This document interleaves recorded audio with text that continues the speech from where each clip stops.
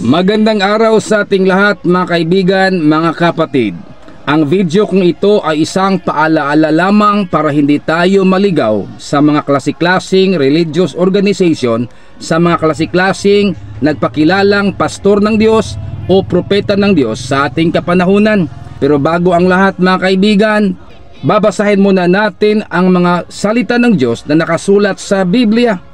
Unang Juan, Kapitulo 4, versikulo 1. Mga minamahal ko, mga minamahal, huwag ninyong paniwalaan ang bawat na nagsasabing nasa kanila ang Espiritu Santo. Sa halip, subukin ninyo sila upang malaman kung talagang mula sa Diyos ang Espiritong nasa kanila, sapagkat marami ng huwad na propeta mula ang propeta sa mundong ito. Meron pa mga kaibigan, sinasabi ng ating Panginoong Hesukristo na mababasa sa Mateo 24, versikulo 24. Ito ang nakasulat mga kaibigan. Sapagkat may lilitaw na mga bulaang Kristo at mga huwad at mga bulaang propeta, magpapakita sila ng mga kamangha-manghang himala at mga kababalaghan upang iligaw kung maaari maging ang mga hinirang ng Diyos. At may sinabi pa rin ang ating Panginoong Hesukristo mga kaibigan na mababasa sa Mateo 7:21 hanggang 23. Ito ang nakasulat. Hindi lahat ng tumatawag sa akin, Panginoon, Panginoon, ay papasok sa kaharian ng langit, kundi ang mga taong sumusunod sa kalooban ng aking Ama na nasa langit. 22. Sa araw ng paghuhukom, marami ang magsasabi sa akin, Panginoon, hindi po ba't sa iyong pangalan ay nangaral kami, nagpapalayas kami ng mga demonyo at gumagawa ng mga milagro o himala? Ngunit sasabihin ko sa kanila, hindi ko kayo kilala, lumayo kayo sa akin, kayong mga gumagawa ng kasamaan. Mga kaibigan, ito ay isang paalaala at napakalaking warning sa bawat isa sa atin mga kaibigan, sapagkat sa ating kapanahunan ngayon, maraming naglilipa ang klase-klaseng relihiyon at mga nagpakilalang propeta ng Diyos o nagpakilalang pastor ng Diyos.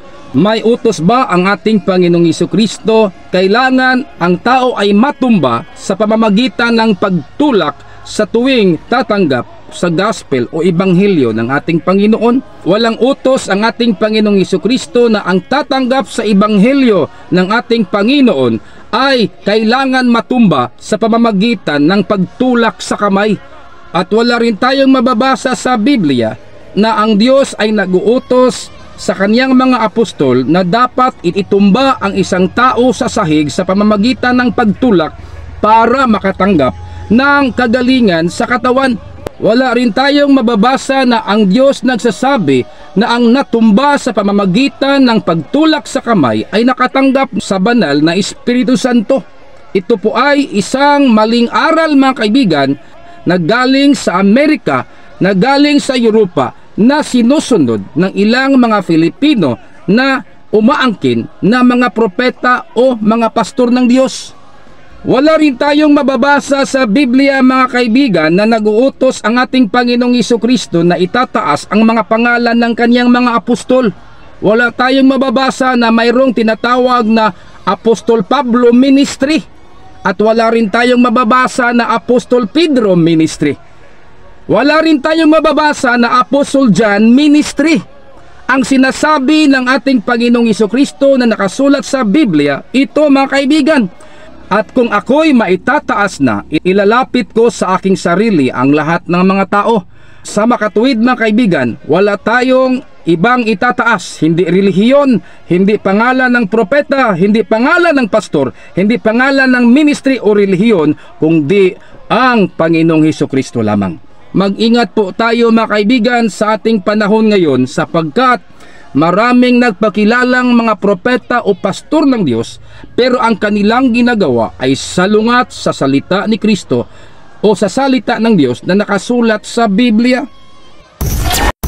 Punto Biblikal.